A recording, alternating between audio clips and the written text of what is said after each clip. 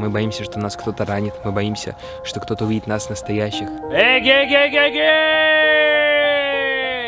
Но для меня медитация на этом не заканчивается. Это грандиозное, непередаваемое ощущение легкости внутри себя. Обычно, прежде чем что-нибудь говорить, я стараюсь обмозговать это, спланировать, но сегодня не тот день. Казалось бы, суббота, утро, что может тебя заботить, но в моей голове постоянная суета, в моей голове постоянный поток мыслей.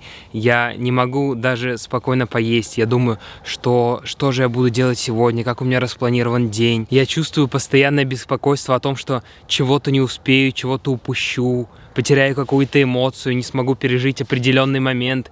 Я не знаю, как это описать словами. Это текучесть какая-то мозга, когда ты не можешь остановить постоянную болтовню в твоей голове. В своей будничной рутине, когда меня окружает учеба, какие-то подработки, тренировки, планы, мечты, грезы, я нахожусь как, не знаю, на сковородке.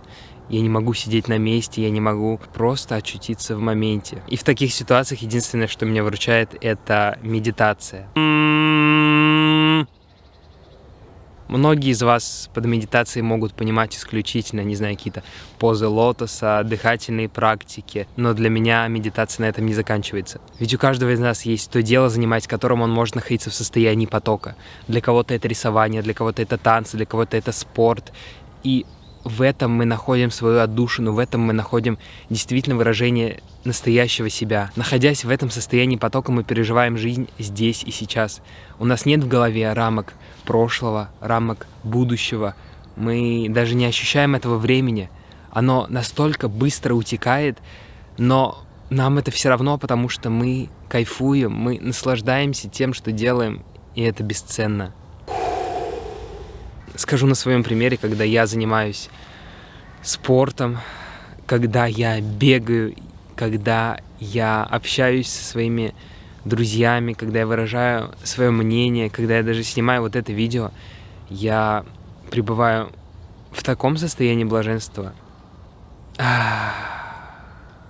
Тебя перестает тревожить завтрашний день, что я буду есть, какую тренировку я завтра выполню, а что у меня осталось с работы, а что подумают о мне люди вокруг, если увидят. Ты открываешь свою душу для этого мира и понимаешь, что жизнь реально проще, чем кажется, а мы все это усложняем. Мы думаем жить в суете, жить в делах, жить в заботах, жить в постоянном развитии, заботе о себе.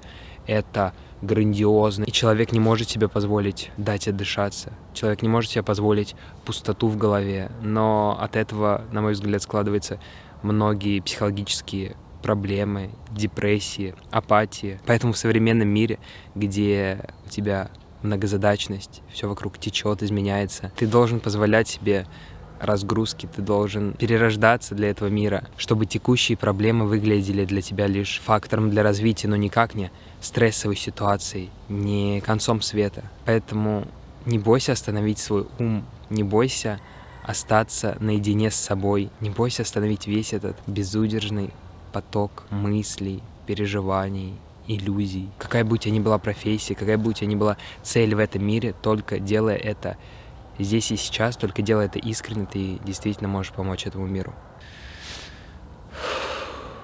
Я прямо чувствую, как когда ты выговариваешься, ты чувствуешь, как у тебя слетает какой-то психоэмоциональный барьер, ты чувствуешь непередаваемое ощущение легкости внутри себя. И ты должен позволять себе делать это. Возможно, иногда тебе хочется кричать, но ты стесняешься. Возможно, тебе иногда хочется плакать, но ты стесняешься.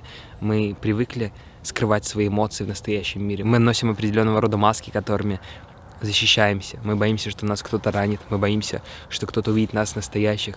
Я не знаю, почему в обществе так сложилось, но раньше, когда мы жили в общинах маленькими группами, такого диссонанса не было. Мы радовались, мы печалились, мы сопереживали все это вместе. У нас было невероятно выработано чувство эмпатии к близким. И для нас все были близкими. Сейчас же народу столько много. Мы хмурые, мы закрытые, мы безответственные. И не надо бояться признавать это.